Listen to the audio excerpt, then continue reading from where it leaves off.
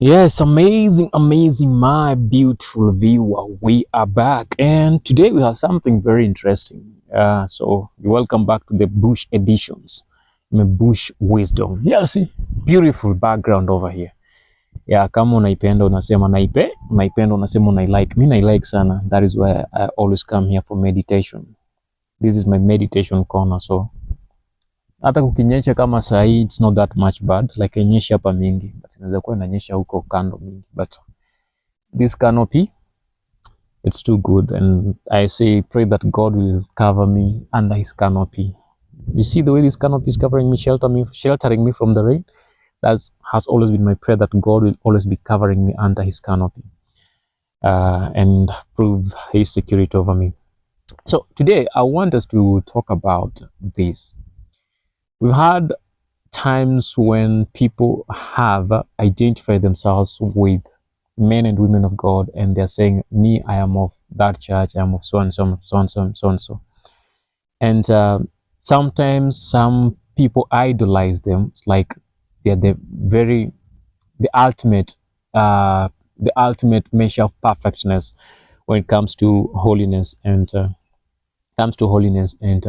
what the Bible demands us to be. But I have a controversial question on this that will bring a lot of controversy among very many people who will be listening and hearing me on this. And the question is, show me any man or woman of God, anointed and not anointed, who has been in service, who has served God for the longest, say 50 to 70 years, and who is hearing his first call that God is calling him to serve him today, who is perfect without sin. Show me a man or woman of God, whether Pope, to the least title, that a man can give, an apostle, a teacher, an evangelist, a preacher, a pastor, and a prophet, who is perfect without any blemish under the sun. Tell me. We have all sinned and fallen short of the glory of God, and it's just the grace of God that is keeping us and giving us the power to continue serving God and speak in authority, knowing that our sins have been forgiven and we are set free from it. We are no longer in bondage or under the slavery of that sin. We've been set free, and that is why we boldly speak and proclaim the laws of God and the doctrine of God to the people who are listening unto us. But people should not put us in the place where we are perfect. There is no perfect man. There is no perfect man. There is no perfect man of God. There is no perfect woman of God. There is no perfect apostle. There is no perfect pope. There is no perfect pastor, evangelist, prophet, teacher, and all that. But saying this doesn't really qualify us as men and women of God to go sinning, because we are not perfect and because the grace of God will cover us. That is the very thing that Paul talks about. Just because there is grace, a lot of grace covering us, where there is sin, there is a lot of grace, doesn't mean that we should continue sinning. But what I'm trying to say is, we are yet to meet that perfect nature. We are yet to meet that perfect nature. And I believe we will be perfected when Christ comes back again. We will be perfected in the second coming of Christ Jesus, not when we are still living in this world. So some of the simple sins that men and women of God might have done that you might not understand, leave alone those things that you call major, but there is no major and small sin. I'll call them the little foxes within the vineyards of the men and women of God. One of them should be this simple lies. Someone wants you somewhere, and they call you and you tell them that you've left the house, when you really know that you've not left the house. You're still in your own house, maybe preparing or trying to sort a few things. But because you have estimated the distance between where you are and where they are, you give them a given time and tell them, in the next 10 minutes I'll be there. But you fully understand that in the next 10 minutes you will not be there, because you have not started the journey. And while wherever driving or traveling to that place, this person calls you and they ask you, how far are you? You tend to give the nearer place, like you tend to give them a nearer place to them, to give them that hope that you're closing up to them and you're very near to them, and what you told them is true, that you'll be there. Any man of God or woman of God who has never ever done that, cut up your hand and leave a comment over here. Any woman and man of God who has never done that, cut up your hand. Oh, if you don't receive those calls, I know your peer receives those calls. And your peer is the one who gives such information. It tells these people that we are close enough. You're just closing 5 minutes away or 2 minutes away, when you fully understand that you're not 2 minutes away. That's a little fox in the vineyard. That is it Solomon who says that we should get rid of them, those little foxes in the vineyard. Number 2 will be when it comes to things that we really want to buy. Yeah? Things that we really want to buy, and you tell someone, don't worry, by tomorrow I would have sorted you out. I know we are men of faith, and we trust in God that by tomorrow we would have gotten the money to solve that person. So you tell them, by tomorrow I would have sorted you out. Then when that tomorrow comes, you've not sorted these people out, it's creating a ridge. These people start thinking that this man of God or this woman of God is a liar. They said by tomorrow, they assured us by tomorrow they would have sorted a given thing out, when maybe to them they trusted God and they knew they would have gotten that money. To us, we trusted God knowing that we would have gotten that money by that day. We said, tomorrow I would have sorted you out. But when that tomorrow came, you are not in a position to. Now you'll have to end up borrowing some money somewhere to do what? To pay that debt. You'll end up borrowing some money somewhere to pay that debt. But what if you don't get that money to pay that debt? What happens next? What happens next?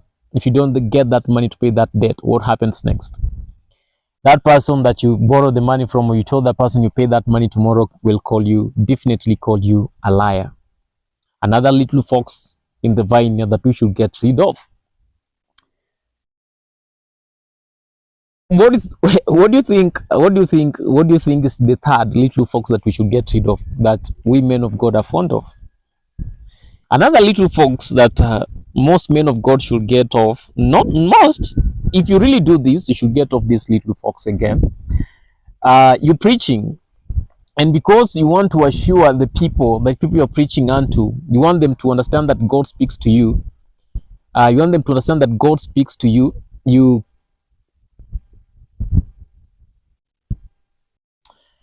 Yeah, sure. Sorry for the interruption. Sorry for the interruption. So the third little fox is men of God, men and women of God. You're preaching, and because you want to assure your people that God speaks to you, for them to trust you, you start giving them false stories of how God has ministered unto you and how God appeared to you or what God told you. But you fully understand what you're telling these people are lies. But you really want these people to trust you. So the best way is to come up with a story and tell them how God appeared unto you, how God spoke to you, how you sit, God sits here and you sit here and you guys have a conversation, and all those kind of speeches and all that. But you fully understand that God has not spoken to you. Or sometimes you're preaching and you fully understand that this is not what God told you. This is your own making. But you'd want to start telling people that God has told me. Which God are you talking about? Which God are you talking about? One thing we should all agree unto as men and women of God is there are times God will speak and there are times God will be silent unto us. So not every message that is preached on Sunday is what God has given you. Some of those messages you're just reviving because you don't know what to tell people. But because you have to stand on the pulpit on Sunday and preach, you still have to come up with something. So the simplest way is to say, God has told me. For people to still trust unto you, but you fully understand that God hasn't spoken to you for a while, not just that Sunday alone. For a while, God has not spoken to you. You're praying and the prayers, God, like you're not seeing the answers to those prayers, but still, because you feel you have to help God do his work of assuring people that God is with them, you have to come up with a story to make people see that God is with you. When you fully understand that you're struggling in one way or the other. So ni kama unataka kusaidia God kufanya kazi yake. Why can't we just admit at some points that we are, you're not saying that you're less of God, but we've been asking God and questioning God over some other things, and he hasn't given us answers yet. But if he gives us answers, it will be easy for you to give those answers to those people. So those are some of the little foxes that are ruining the vineyards of men and women of God without them knowing, or knowingly they do that, and they don't want to admit that that is wrong. I don't know if you ask God for forgiveness later and tell him to forgive you for lying to his people, that he has spoken to you, or when he has not spoken to you, or I don't know if you just take it as a normal thing you get, just take it as a normal thing, no vex in this, it's just normal. And that is what life is all about. And sometimes you have to show yourself that you are superior to the people that you lead and all that. So there are those things and many other little foxes that we look into and all that. And you know, the Bush editions doesn't take longer. It's just 10 to 15 minutes, 10 to 12 minutes, and we are done. And I'm seeing on my chronometer over here that it's done for today. The little foxes in the men and women of God's vineyards. So that is it. So next time your pastor tells you all those things, it's not bad for you to question those things. As much as you can't cut up your hand to ask them all these questions, just try to ask them if what they're saying is true or not. If it's true, well and good. If it's not true, well and good. That is it for today. Remember to subscribe and leave your comment. If you're a man of God or woman of God, subscribe to and leave your comment and tell me what are some of the little foxes in your vineyard. Let's help each other. Let's help each other. Leave alone these other greater sins. These other sins that people have clarified to be greater, of which I know there are men and women of God who get themselves in that, who involve themselves in that too, but they can't talk about. They will call you the thorn in Paul's flesh, as Paul put it, that he has a thorn that he has prayed that it should get out, but it doesn't. God says the grace is sufficient. His grace is sufficient to carry him throughout.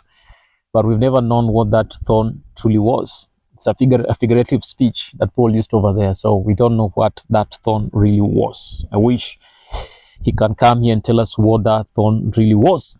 So that is for today. And I love you all. Until next time we meet, same place, same time. Make sure you subscribe, share, and get a shot of this if you really want to share it to someone else and tell us what are some of the little foxes in the minister's vineyard. Bye.